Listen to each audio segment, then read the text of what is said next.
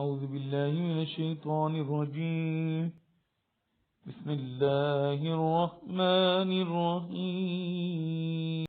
Chapter 7 है permutation, combination and probability.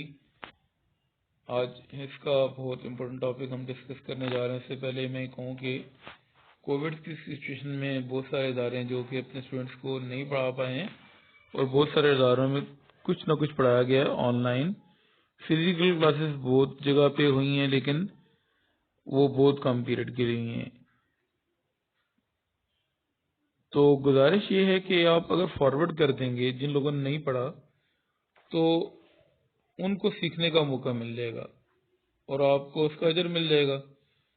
Part solve करते हैं एक्सरसाइज 7.4 का। ये क्वेश्चन है, बहुत इंपॉर्टेंट क्वेश्चन है। लॉन्ग क्वेश्चन में ये क्वेश्चन आ चुका है, शॉर्ट क्वेश्चन में भी ये एग्जाम में आ चुका है, लेकिन ये लॉन्ग क्वेश्चन में आना चाहिए था। क्वेश्चन क्या है, n-1 सी r -1 ratio NCR ratio n+1 सी r+1। ये जो सिंबल आपको नजर आ रहा है, मैथ में इसको रेशो पढ़ते हैं। Is equal to 3:6:11। अब हम क्या करते हैं, अगर हम तीनों को इकट्ठा लेके चलेंगे तो मुश्किल हो जाएगा। हमने दो वैल्यू फाइंड करनी है, एक n की और एक r की। तो हमारे पास दो इक्वेशन होनी चाहिए। ठीक है, दो इक्वेशन होनी चाहिए। दो इक्वेशन होंगी तो दो वैल्यूज हम फाइंड कर सकते हैं। अगर हम यहाँ पे n-1 सी के कॉम्बिनेशन है, n-1 सी r-1 रेशो NCR को कंपेयर करते हैं 3:6 के साथ। यानी कि पहली दो वैल्यूज और ये पहली दो वैल्यूज हमने इनको कंपेयर कर लिया, एक इक्वेशन बन जाएगी। अब NCR का जो फॉर्मूला होता है वो क्या होता है, ये आपके सामने n factorial divide by r factorial into n-r factorial होता है। अगर हम यहाँ पे अप्लाई करते हैं इस फॉर्मूले को, ऊपर वाली वैल्यू n है, n फैक्टोरियल हमने लिखना था, n-1 फैक्टोरियल हो जाएगा। उसके बाद ये देख सकते हैं r फैक्टोरियल है, यानी कि नीचे वाली वैल्यू आपकी r होती है। ठीक है, तो नीचे वाली वैल्यू r-1 है, r का फैक्टोरियल r-1 फैक्टोरियल हो गया। उसके बाद हमने क्या करना है, n-r फैक्टोरियल अप्लाई करना है, यानी कि ऊपर वाली वैल्यू n-1 है, उसमें से नीचे वाली वैल्यू r-1 है वो माइनस कर दी और फैक्टोरियल का साइन लगा दिया। NCR का फॉर्मूला ओपन कर लिया। अब NCR का फॉर्मूला यहाँ पे जो डायरेक्ट अप्लाई हो रहा है, n factorial divide by r factorial into n-r factorial. ये कट हो सकते हैं 3 और 6, 3 1 से 3, 3 2 से 6, 1:2 आ जाएगी। अगर आप नहीं सिंप्लीफाई करना चाहते बेशक ना करें, कोई इसमें प्रॉब्लम नहीं है। खैर हमने सिंप्लीफाई कर दी है। अब फर्दर सिंप्लीफाई करते हैं। n-1 फैक्टोरियल हमने उसी तरह लिखना है, डिवाइड बाय r-1 फैक्टोरियल भी इसी तरह लिखना है। ये ब्रैकेट है, इसलिए हम इस ब्रैकेट को ओपन करेंगे, n-1 लिखेंगे, माइनस मल्टीप्लाई होगा r के साथ तो माइनस r हो जाएगा, माइनस मल्टीप्लाई होगा -1 के साथ तो +1 हो जाएगा। Ratio n factorial divide by r factorial n-r factorial is equal to 1:2 हमने एज इट इज लिख दिया है। n-1 फैक्टोरियल और ये भी n-1 फैक्टोरियल है। मैथमेटिक्स में आमने सामने अगर वैल्यूज हों तो उनको कैंसिल किया जा सकता है। अच्छा, ये मैंने कैंसिल क्यों कर रहा हूँ, उससे पहले एक चीज ये समझाना जरूरी है। n फैक्टोरियल को हमने रिड्यूस करते हैं n इंटू n-1 फैक्टोरियल में। n फैक्टोरियल को रिड्यूस कर दिया n इंटू n-1 फैक्टोरियल। क्यों रिड्यूस किया है, ताकि ये n-1 फैक्टोरियल कट हो जाए। मैंने कटिंग का पहले बता दिया था। तो कटिंग करने की रीजन भी पहले बताने की ये थी कि कट कैसे होगा, अगर आमने सामने होगा। रिड्यूस करते हैं तो ये आमने सामने n-1 बनेगा तो ये कट होगा। इसी तरह अब r फैक्टोरियल को हमने रिड्यूस कर दिया r इंटू r-1 फैक्टोरियल। इसके भी रीजन, r फैक्टोरियल को रिड्यूस कर दिया r इंटू r-1 फैक्टोरियल, और n-r फैक्टोरियल हमारे पास एज इट इज आया है। इस साइड पे सिंप्लीफाई होना था, ये चीज मैंने r-1 factorial n-1 minus r plus one factorial आपको एक्सप्लेन कर दिया था, minus one plus one cut हो गया तो सिर्फ एन माइनस आर फैक्टोरियल बच जाएगा। अच्छा, रिड्यूस क्यों किया आर फैक्टोरियल को r into r minus one factorial n minus r factorial को रिड्यूस क्यों नहीं किया? इसकी reason n minus r factorial आमने सामने कट गए, एन माइनस वन फैक्टोरियल आमने सामने कट गए, आर माइनस वन फैक्टोरियल आमने सामने कट गए। ठीक है, तो ये वैल्यूज अब फिर मैं बता देता हूँ, ये दोनों देखें, ये वैल्यूज हमारे पास कट रही हैं।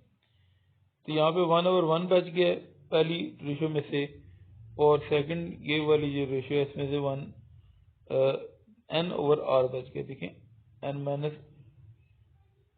1 फैक्टोरियल कट गया, n माइनस r फैक्टोरियल भी कट गया, r माइनस 1 फैक्टोरियल भी कट गया। आपके सामने n/r यहाँ पे बच गया। इक्वल का साइन हमने लिखाना है और 1:2 भी हमने एज इट इज लगा दिया है।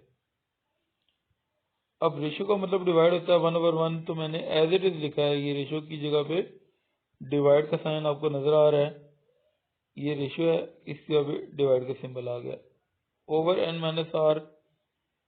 अब रेशियो का मतलब हम डिवाइड लिख सकते हैं, 1:2 था तो उसका मतलब 1/2 हो गया हमारे पास।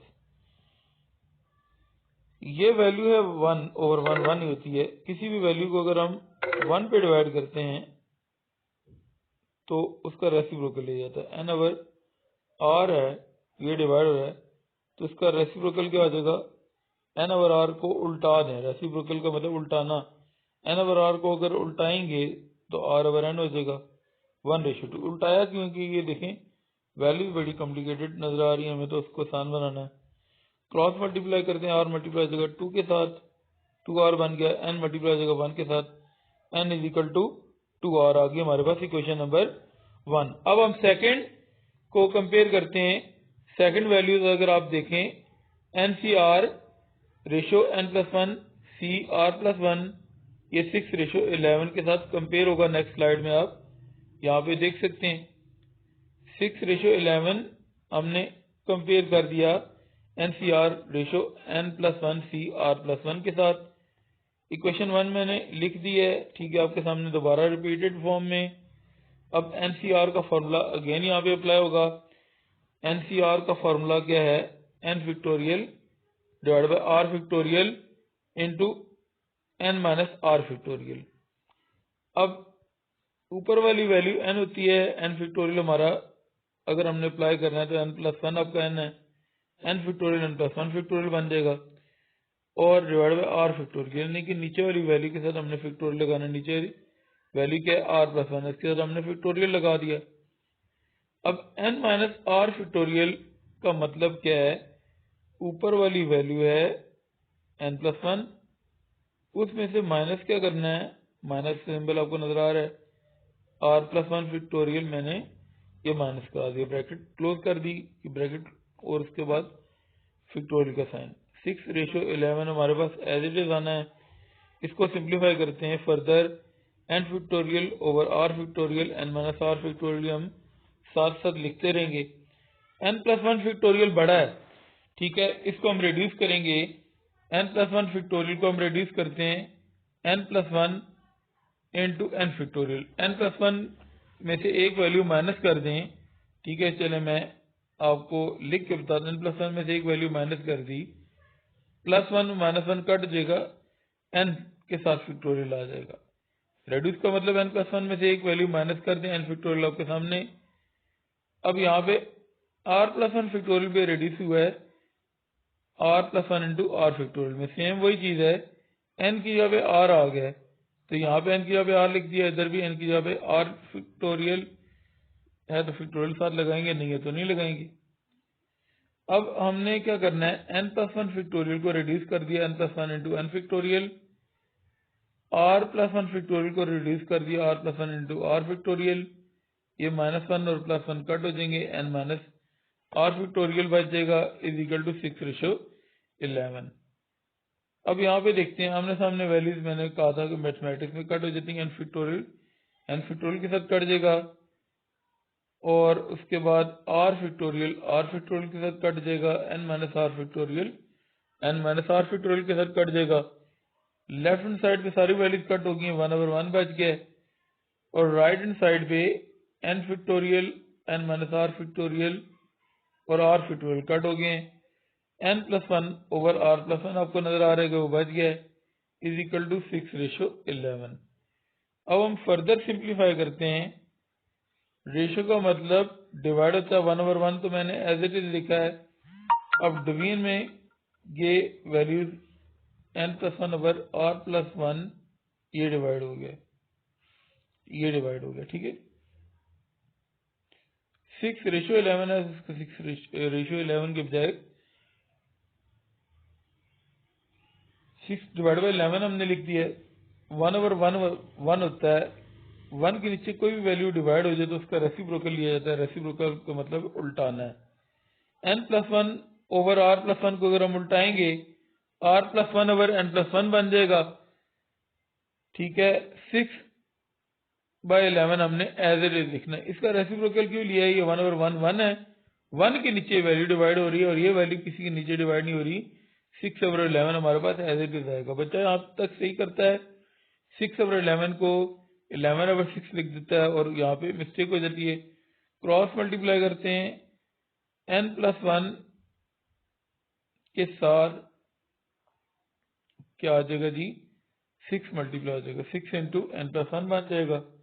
n+1 के साथ 6 मल्टीप्लाई हो गया तो 6 इंटू n+1 बन गया और 11 मल्टीप्लाई हो जाएगा r+1 के साथ। 11 देख सकते हैं मल्टीप्लाई हो गया r+1 के साथ। अब हम इनको सिंप्लीफाई करते हैं। 6 को n से मल्टीप्लाई किया 6n, 6 को 1 से मल्टीप्लाई किया 6x, 11 को r से मल्टीप्लाई करते हैं 11r। लेफ्ट हैंड साइड से राइट हैंड साइड पे आके -11r हो जाएगा। 11 को 1 से मल्टीप्लाई करते हैं 11 साथ +1 है, +11 इधर आके लेफ्ट हैंड साइड पे -11 बन गया, इक्वल टू 0।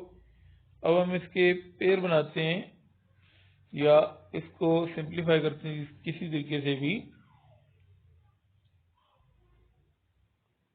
आप ये देखें, इक्वेशन नंबर 2 में n किसके बराबर था? 2r के।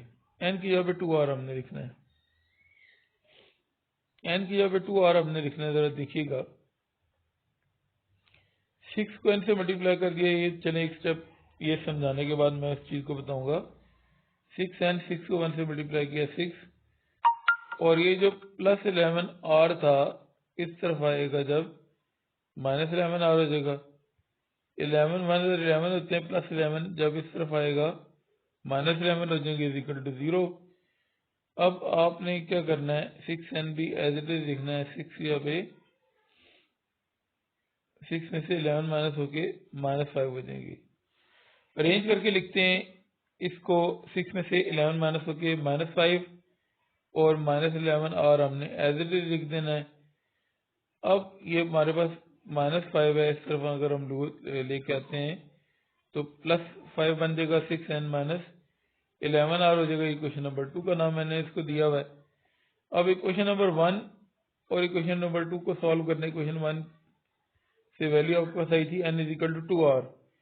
n की अब अगर हम 2r पुट करते हैं, 6n माइनस 11r में से 5 आगे आपके पास 6n minus 11r is equal to 5 है। तो इस इक्वेशन में n की जगह पे 2r पुट करने लगे, ठीक है। ये देखें, 6 तो मैंने एज इट इज लिख दी है, n की जगह पे 2r लिख दी है और -11r इज इक्वल टू 5 मैंने एज इट इज लिख दिया है। 6 को 2 से मल्टीप्लाई करते हैं 12r। यहाँ पे देख लें n की वैल्यू 2r थी, तो मैंने क्या किया है, 6 मैंने एज इट इज लिखा है और n की जगह पे 2r लिख दिया था, is equal to 11r is equal to 5। अब यहाँ पे देखें, 12r में से 11r माइनस होते हैं, सिर्फ r बच जाएगा। r की वैल्यू आपके पास क्या आ चुकी है? 5 आ चुकी है। अब r की वैल्यू आप चाहे तो क्वेश्चन नंबर 1 में, चाहे तो क्वेश्चन नंबर 2 में पुट कर दें। n इक्वल टू 2r था, तो उसमें r की अब आपने 5 पुट कर दिया। देख लेते हैं ये स्लाइड आपके सामने। n equal to 2r equation number 1 थी, तो इक्वेशन नंबर 1 के अंदर r की वैल्यू पुट कर दी। 2 5 10 होते हैं, n की वैल्यू 10 आ गई। r और n दोनों वैल्यूज फाइंड कर लिए हैं। बाकी इसको शेयर कीजिए, इल्म फैलाने में नेकी का जरिया बने। और लोग कोविड की वजह से नहीं पढ़ पाए हैं तो अगर पढ़ लेंगे तो आपको इसका अजर मिलेगा। फॉरवर्ड कर दें। जज़ाकल्लाह।